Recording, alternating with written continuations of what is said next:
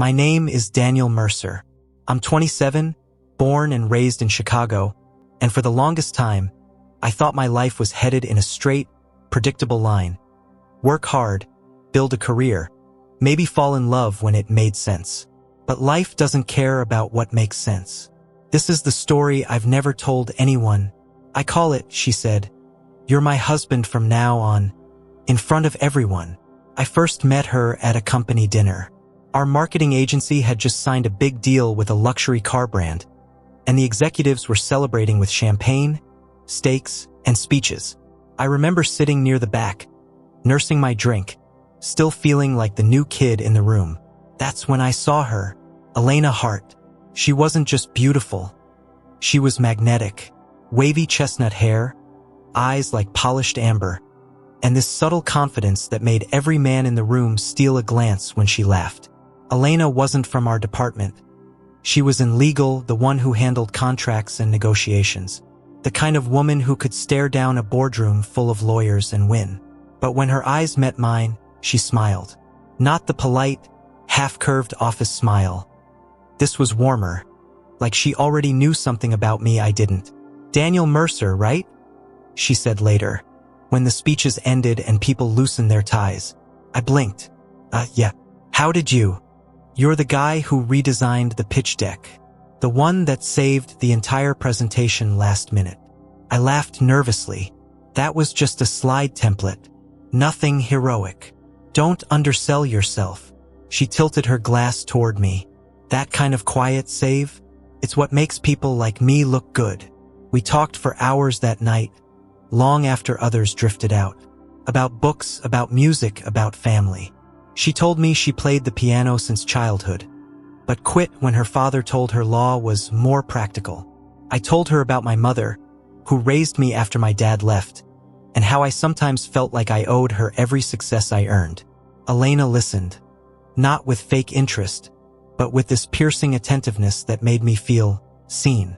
By the time we said goodnight, I was dizzy, not just from the wine, but from her presence. I didn't know it then, but that dinner was the beginning of everything. Weeks turned into months. We started having lunch together, then late-night texts, then calls that lasted until dawn. At work, we kept it professional, but behind closed doors, it was different. The first time she came over to my apartment, it felt almost surreal. We'd ordered Thai takeout, but barely touched it. She sat on my couch, running her fingers along the edge of a cushion, as if testing how much of herself she could reveal.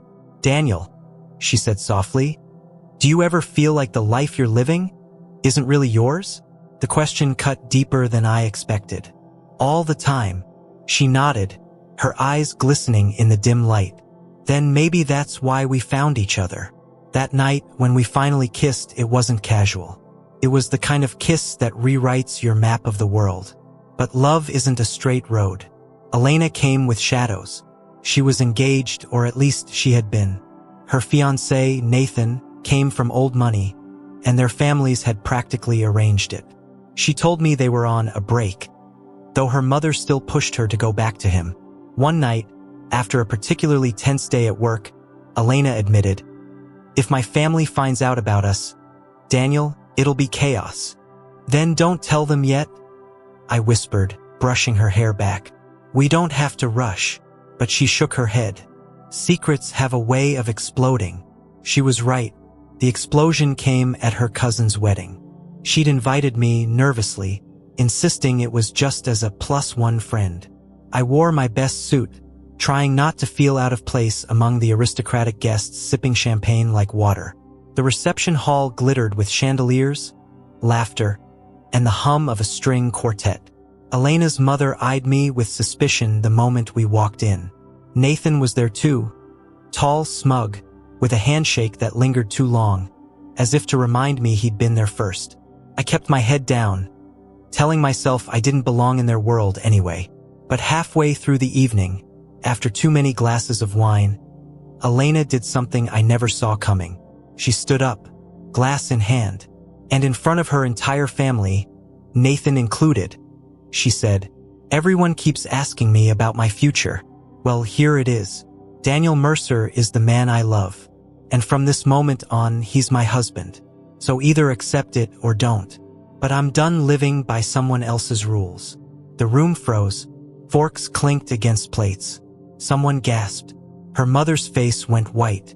I sat there, heart pounding, every eye burning into me. She reached for my hand. Her grip trembled, but her eyes were steel. And in that instant, everything changed. That was the night Elena bound me to her. Not with papers or rings, but with something far heavier. A declaration in front of the world that left no way back. But what I didn't know then was how much that declaration would cost us. How deep the cracks in her family ran, how dangerous Nathan could become, and how far love would push me into choices I never imagined making. The silence after Elena's declaration felt like a noose tightening around my neck. Dozens of well-dressed relatives, business partners, even strangers stared at me as if I'd been caught sneaking into the wrong world. Her mother broke the silence first. "Elena, this is absurd." Her voice cracked, but it carried. "You don't humiliate your family like this. You don't throw away everything for—" She looked at me with cold disdain. "Him." Nathan smirked, rising slowly from his chair like a man enjoying the chaos. "So this is your choice, Elena? An office boy instead of me?" I wanted to speak. Anything to defend her or myself, but my throat locked. Elena didn't flinch. She squeezed my hand tighter and said, "Yes, this is my choice." And just like that, the whispers started. Some guests looked sympathetic, others scandalized, but the damage was done. Elena had declared war on her own bloodline and dragged me into the battlefield. That night, back at my apartment, I finally found my voice. "Elena, what the hell was that?" I paced the room, adrenaline still coursing. She sat on the couch, her heels kicked off, hair falling loose around her shoulders. But her eyes, those defiant eyes, still burned. "I had to do it, Daniel. If I didn't, I'd never break free." "Break free?" I turned to her. "You basically announced we're married. In front of everyone. Do you realize what that means?" Her lips trembled. "I know. And I'm sorry I didn't warn you. But I couldn't stand there another minute pretending I belonged to Nathan. Or to them. I wanted them to know it's you." Something in me softened then, against my will.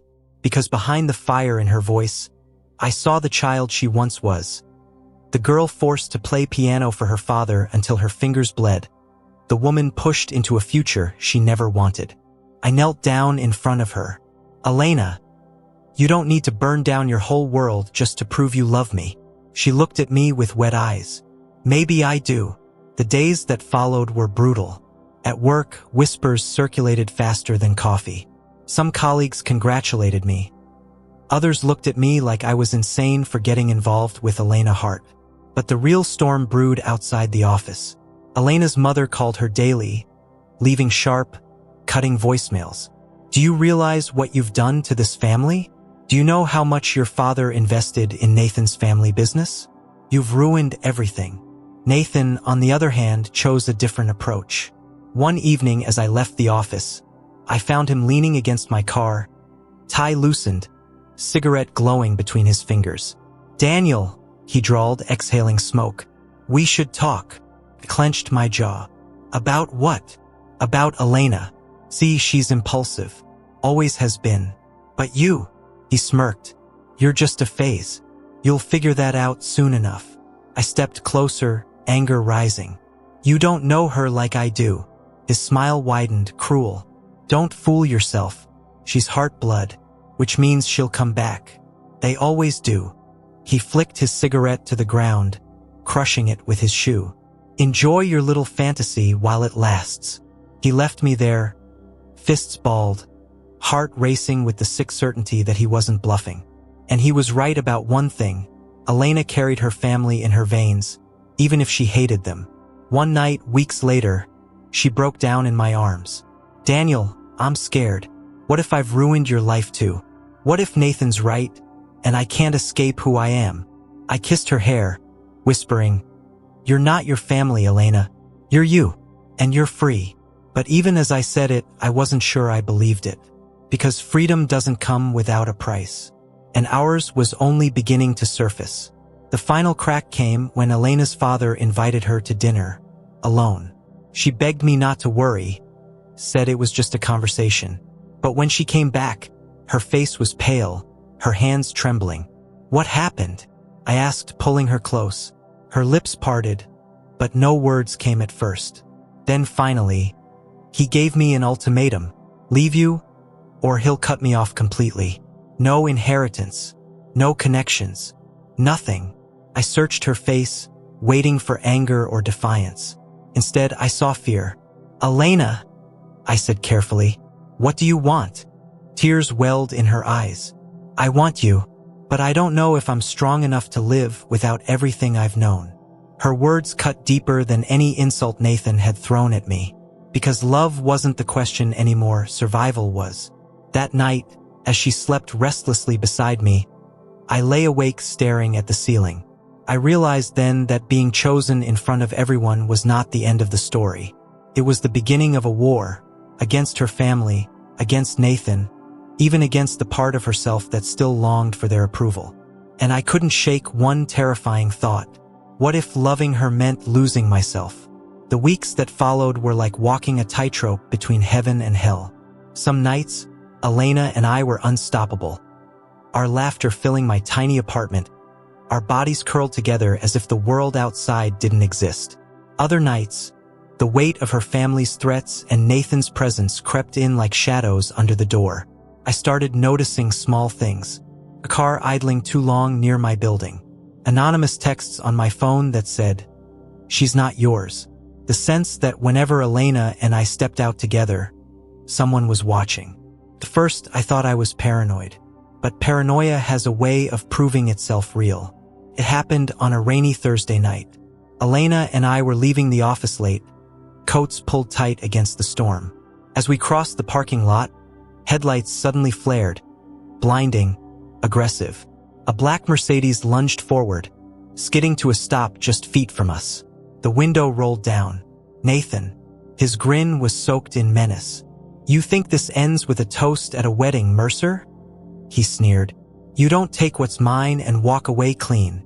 I stepped in front of Elena, my heart hammering. "She's not yours.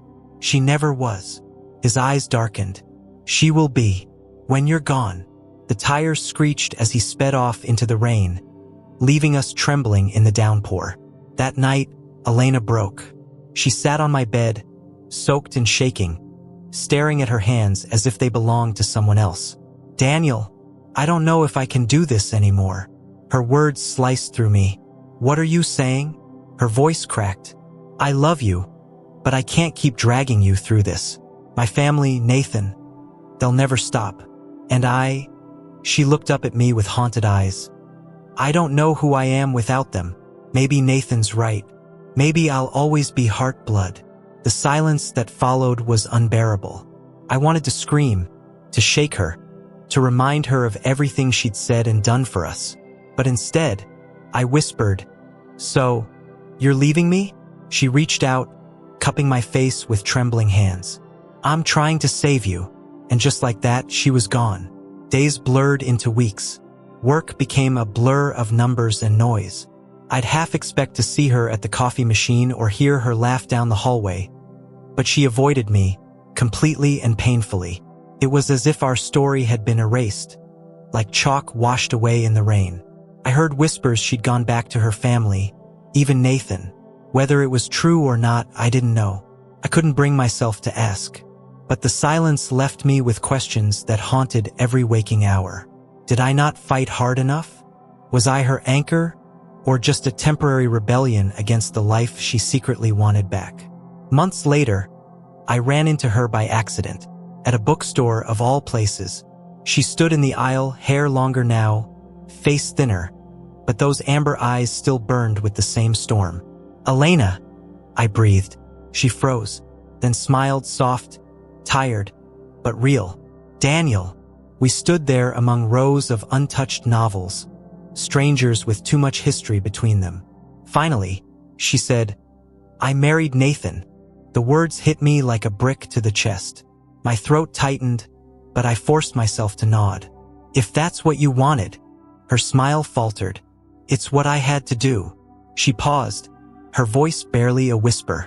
But don't think for a second that I ever stopped loving you. And then she walked away, leaving me with nothing but the echo of her footsteps and the memory of the night she declared me her husband in front of the world. Reflection. It's been 2 years since then. I don't see Elena anymore. Sometimes I think of her when I pass a piano shop, or when the rain pounds against my window the way it did that night Nathan tried to scare us apart. I still ask myself if love should be about sacrifice or about survival. Maybe it's both. But here's what I know now. Love isn't just about who holds your hand in the light. It's about who stays with you in the shadows, who fights the storms, who refuses to walk away no matter the cost.